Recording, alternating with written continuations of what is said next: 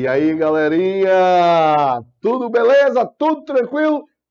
Estão prontos para mais uma aula de Direito Penal na veia, né? Porque aqui, pessoal, na plataforma Estou Preparado, você realmente vai sentir, vai observar e vai ter na veia mesmo, sentir na veia o que é direito penal. Por isso que eu sempre brinco, é direito penal na veia, para você sentir, para você observar e para você realmente aprender e detonar, tá certo? Meus queridos amigos, né, e amigas, na aula passada, né, trabalhamos aí a chamada tentativa, né? Trabalhamos a chamada tentativa. Vimos o chamado intercrimes, né? Então, trabalhamos a tentativa. E para a aula de hoje, é importantíssima a aula passada. Se você não entendeu a aula passada de tentativa, você não vai conseguir entender, né, a aula de hoje. Então, é uma, dependendo da outra. Uma dependendo da outra. Tá certo? Então, vamos lá. Cansado, quebrado, né? Que hoje, pessoal, para você que está nos assistindo aí, né? Quarta-feira de cinza, né? Quarta-feira de cinzas. E estamos aqui gravando para você, né? Para sua prova aí. Quem vai fazer aí a prova de direito penal. Então, não está sendo fácil, né? Não está sendo fácil. Emanuel, tá de ressaca? Não, não é ressaca, não. É cansaço mesmo, beleza? Tranquilo? Então vamos para cá. Ó, presta bastante atenção para os conceitos da aula passada, para você entender hoje o assunto. Hoje o assunto é desistência voluntária, arrependimento eficaz e arrependimento posterior, tá certo? Então, primeira coisa, vamos traçar uma linha aqui. Tá uma linha troncha, mas vai ficar assim mesmo. Vamos traçar essa linha aqui. E aqui vamos dividir essa linha em 4 partes. E aqui eu vou chamar de atos preparatórios,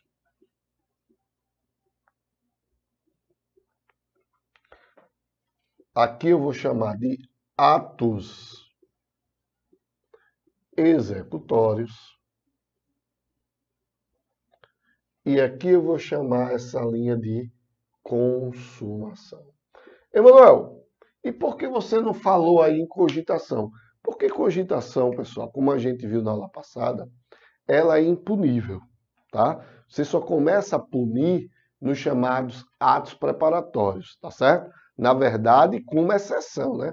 Que os atos preparatórios também são impuníveis, salvo aqueles casos que nós vimos, não é? De associação criminosa, apetrechos para falsificação de moeda. Então, esses são, não é, puníveis. Então, cogitação é impunível, atos preparatórios, em regra, são impuníveis, você tem as exceções, e realmente a punição começa dos atos executórios, tá certo? Então vejam só, por que eu fiz isso? Pelo seguinte, que aqui a gente vai ter mais ou menos a ideia do que a gente vai trabalhar hoje. Então,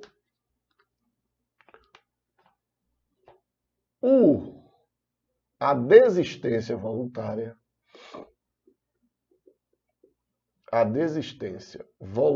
que a gente vai ver,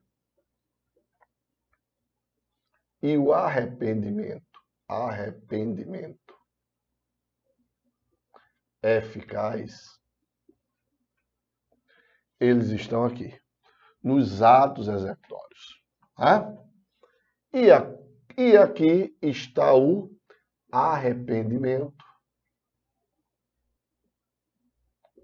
posterior. A gente vai ver que a desistência, ela está aqui no início. vou colocar até uma setinha, né? A desistência ela está no início. E o arrependimento eficaz está aqui no todo o ato executório. Então, a desistência voluntária está aqui no início, o arrependimento eficaz está em todo o ato executório.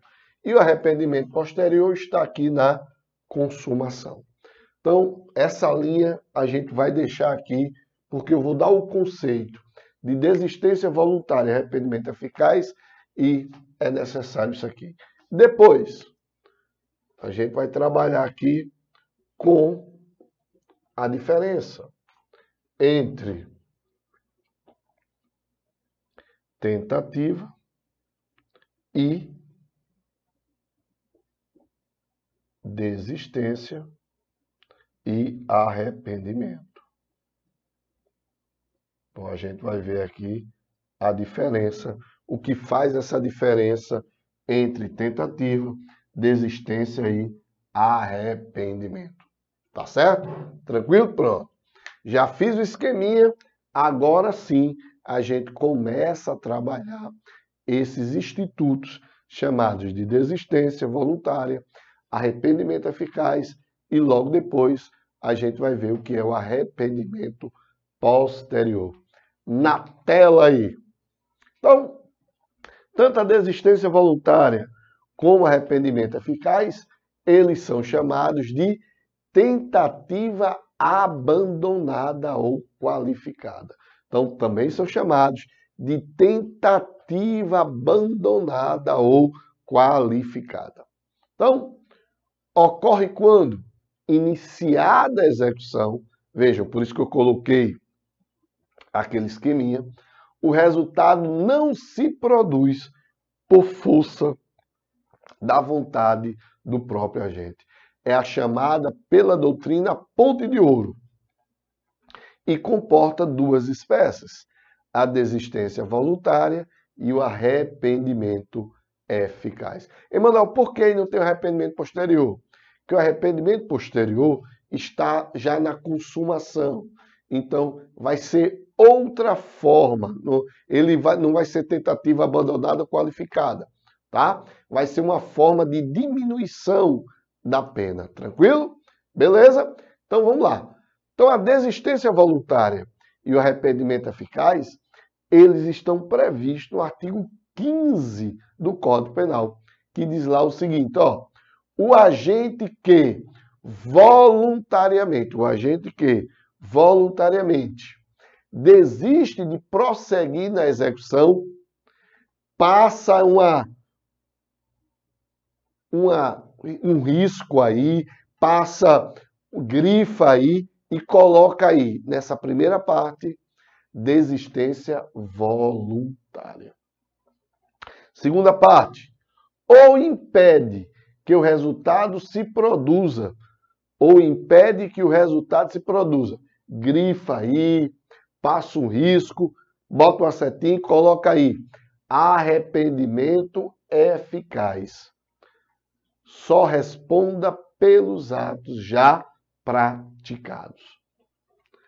Preste atenção. Então, eu tenho dois institutos jurídicos, a desistência e o arrependimento eficaz. Tá? Todos dois estão previstos lá no artigo 15. A desistência voluntária na primeira parte, quando diz o agente que voluntariamente desiste de prosseguir na execução. E o arrependimento eficaz está na segunda parte, quando diz ou impede que o resultado se produza. Que resultado é esse? Seria a consumação. Tá certo? Então, na desistência voluntária, ele inicia no início, no arrependimento eficaz, ele executa todos os atos executórios e impede a consumação, impede o resultado. É chamada ponte de ouro.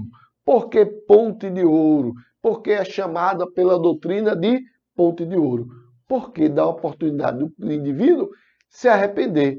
E se arrependendo, ele vai ter, não é, uma benesse do Estado porque ele não chegou à consumação do delito, não chegou ao resultado. Então vamos estudar, primeiramente, a desistência voluntária e depois iremos estudar o arrependimento eficaz. Beleza? Na tela aí, meu diretor. Desistência voluntária. Na desistência voluntária, o agente, por manifestação exclusiva do seu querer, desiste, grife isso aí, desiste de prosseguir na execução da conduta criminosa.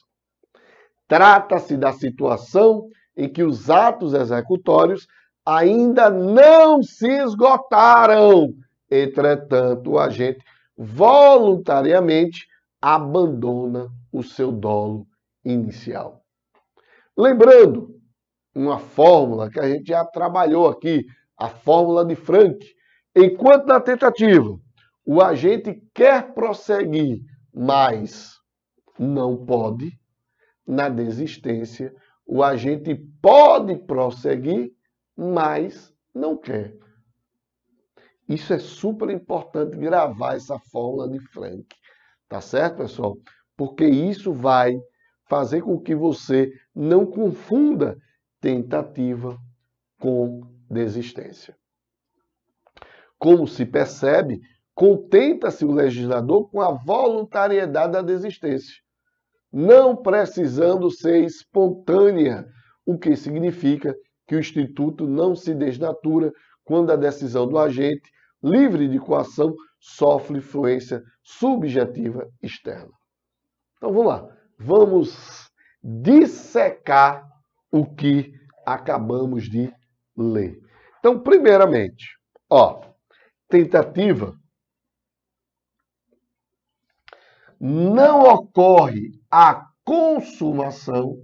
Na tentativa não ocorre a consumação, por quê? Por circunstâncias alheias à vontade do agente. Então, na tentativa, não houve a consumação, não houve o resultado, por circunstâncias alheias à vontade do agente. Ou seja, o agente quer prosseguir, mas não pode. Não pode por quê? Porque alguém o impediu, não é? De continuar a atirar, porque a arma falhou, porque ao atirar a pessoa foi socorrida ao hospital e salvou-se. Então, ele queria que houvesse a consumação, mas não houve. Já na desistência voluntária, e eu vou tirar aqui o arrependimento, porque depois a gente vai trabalhar. Então, aqui, eu vou apagar de novo isso aqui. Depois eu faço somente para o arrependimento. Se preocupa não. Então, vou apagar aqui. Na desistência, a consumação não vai existir por conta da vontade do agente. Enquanto aqui a consumação não acontece por circunstâncias alheias, aqui a consumação não acontece por vontade do agente. Ou seja, o agente pode prosseguir, mas não quer. Né? O agente pode, não tem nada impedido que ele consuma o delito, mas ele não quer. Por vontade própria, ele desiste. Pronto. E aqui a gente deixa a tentativa de lado, né? E vamos nos preocupar somente com a desistência. Então vamos lá. Na desistência. O que eu preciso saber aqui na desistência? Primeiro, inicia os atos executórios. Inicia os atos executórios. Ou seja, já passou dos atos preparatórios e já inicia os atos executórios. Como assim, Emanuel? Ó, comprei a arma, ato preparatório. Apontei e atirei. Iniciei os atos executórios. Qual outro ponto que a gente deve observar? Voluntariedade.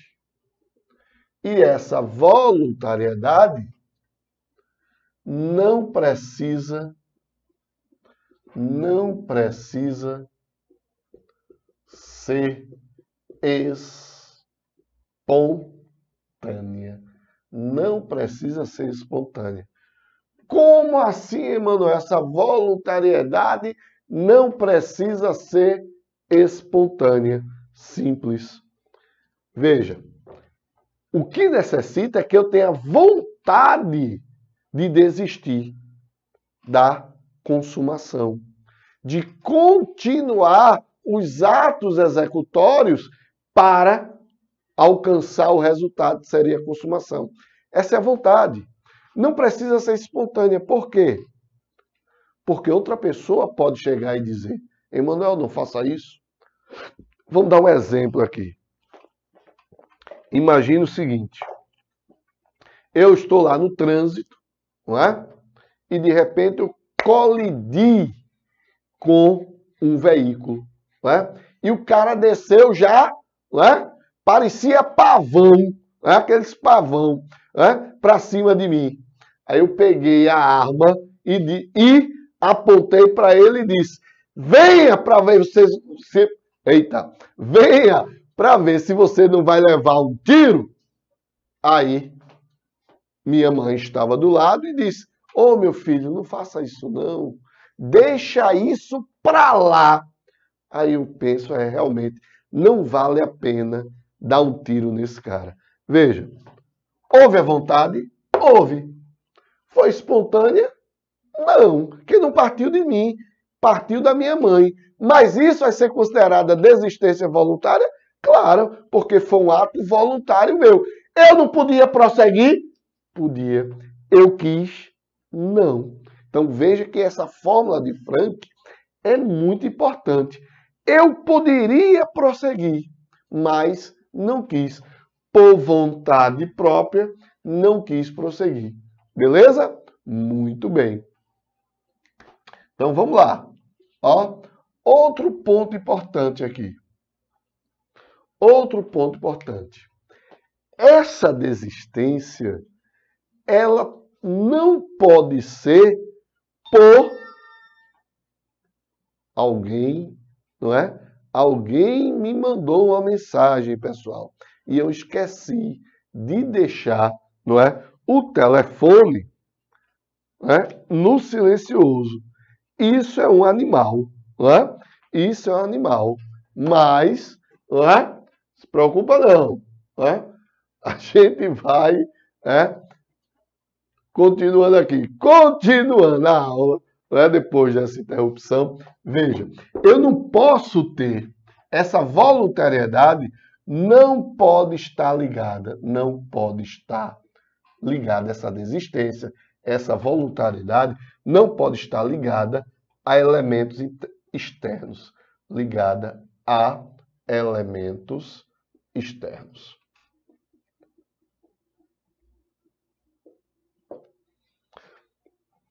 Pronto. Agora vamos analisar, não é? Tintim por tintim, para que você entenda aqui. Preste bastante atenção. Vamos lá. Então, desistência. O indivíduo inicia os atos executórios. Voluntariedade. Não precisa ser espontânea. Vamos lá começar pelos exemplos, né? Vamos lá para a tela, para que você acompanhe os exemplos, depois eu refaço aqui os exemplos, beleza?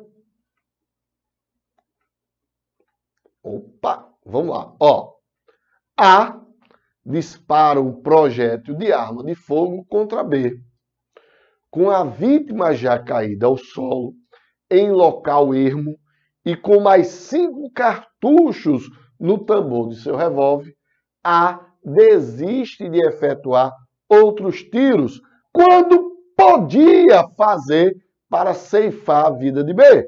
Responderá por lesão grave e não por tentativa de homicídio. Então, vamos lá. Preste atenção.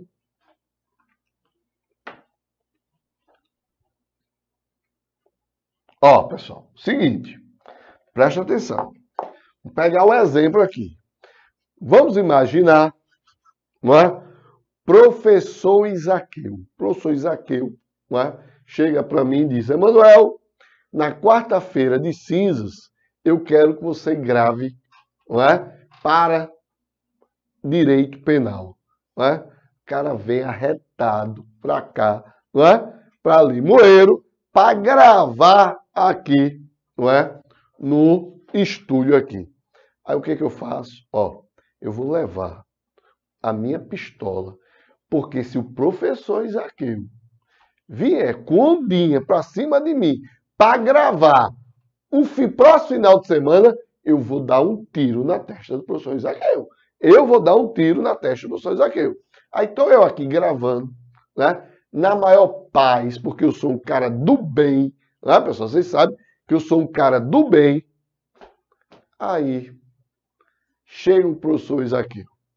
Ô, professor Emanuel, olha, os alunos estão pedindo PDF, os alunos estão pedindo slide, os alunos estão pedindo mais aula.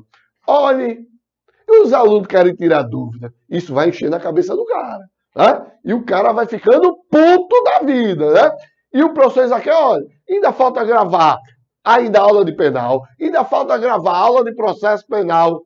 Eu pego a pistola, não é? E puto da vida, olho para o professor Isaqueu e disse: não vai ter mais nada, dou um tiro nele. Ora, qual é a minha intenção? É matar. Porque para que ele não encha mais o meu saco, eu tenho que matá-lo. Aí eu dou um tiro nele. Quando eu vou descarregar o resto da minha pistola, chega a noiva do professor Isaqueu, né? Ô, professor Emanuel, não faça isso não com o meu lindinho, não. Só ela acha ele lindo, claro. Não faça isso não com o meu lindinho, não. É o homem da minha vida, não é? Esse homem, eu não sei viver mais sem ele. Se ele morrer, eu não sei o que vai ser da minha vida. Aí eu, com pena dele, não, dela, olho para o professor Isaqueu, o professor Isaqueu, aquela cara de abestalhado dele. Aí eu olho para o professor Isaqueu e digo: por ela eu não vou matar. Então veja, eu iniciei os atos executórios? Claro que sim, porque eu dei um tiro nele. Iniciei os atos executórios. Houve espontaneidade? Não. Não foi, eu não cheguei assim, vou te matar não. Não houve espontaneidade. Mas houve voluntariedade? Houve. Por que voluntariedade? Porque eu olhei para a noiva do professor Isaqueu e me senti o quê? Com pena. Veja que aqui é o que difere da tentativa. Porque o que seria a diferença da tentativa e da desistência? Na tentativa, a noiva do professor Isaqueu teria pulado em cima de mim para tomar minha arma para eu não atirar. Aí isso seria tentativa. Na desistência, não. Ela pede, ela implora. E, com pena dela, eu vou lá e desisto de praticar. Não há elementos externos nenhum. Não é? Não há elementos internos. Não houve uma interferência externa. Emanuel, me fala aí sobre essa interferência externa, porque eu não entendi ainda. Vamos lá, preste atenção. Vamos imaginar que eu dei o tiro no professor Isaqueu e quando eu vou dar outro tiro, está chegando a polícia. A polícia está se aproximando. E eu, com medo da polícia, eu vou lá e corro. Vejam, pessoal, que houve um elemento externo que me fez parar. Então, nesse caso, eu vou responder por tentativa de homicídio. Nesse caso, eu vou responder por tentativa de homicídio. E no caso anterior, que a noiva do professor Isaqueu me pediu, eu vou responder por tentativa? Não. Por quê? Porque não houve elemento externo. Não houve algo que me fez parar e dizer, poxa vida, se eu continuar, eu vou ser preso. Não, não é? Não houve. Nesse caso, o ato foi voluntário. Eu vou responder, no primeiro caso, que a noiva me pede, eu vou responder por lesão corporal grave. Tá certo? Agora, se vem a polícia e eu paro, vai ser o quê? Tentativa de homicídio. Vamos lá, vamos dar outro exemplo aqui para ficar legal. Vamos lá. Imaginemos o seguinte. Eu quero furtar uma casa. Eu quero furtar uma casa. Aí entro, arrombo a porta, né? Já comecei os atos executórios. Quando eu vou pegar a TV, eu digo, mas rapaz, o que é que eu estou fazendo aqui? Isso não é legal. Eu vou e desisto. Veja, o ato foi voluntário. Agora, quando existe um elemento externo que me impede, eu entro na casa, quando eu vou pegar a televisão, o alarme toca, eu vou lá e corro.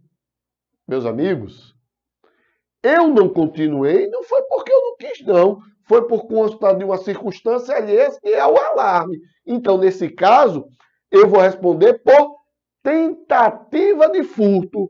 E no outro, não. Vai ser uma desistência voluntária. Nesse caso, eu só iria responder por invasão de domicílio e não por tentativa de furto. Beleza? Entenderam aí a diferença, tá? Então, vamos ver na tela aqui, esse elemento externo aqui. Ó, a interferência, não é? Interferência externa objetiva, tentativa. Disparo de alarme sonoro, acender a luz de uma janela, pedestre passando pelo local. Então, quando tudo isso acontecer, eu vou responder por tentativa. Agora, pedido de terceiro é uma interferência externa, mas subjetiva. Então, nesse pedido de terceiro, eu vou responder por desistência, não é? Por desistência voluntária. É o que está ali na tela, o que está ali na tela. Preste atenção.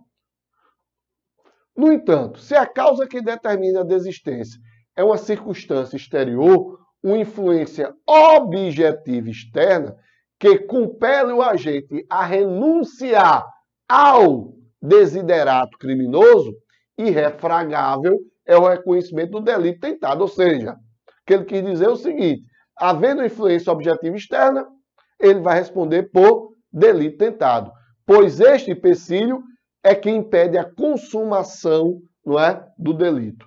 Se iniciada a execução do delito, seu autor deixa de prosseguir no intercrimes para fugir porque percebe está sendo vigiado, indubitavelmente é a ocorrência de fator exterior que se colocou fora da sua vontade, forçando a desistir.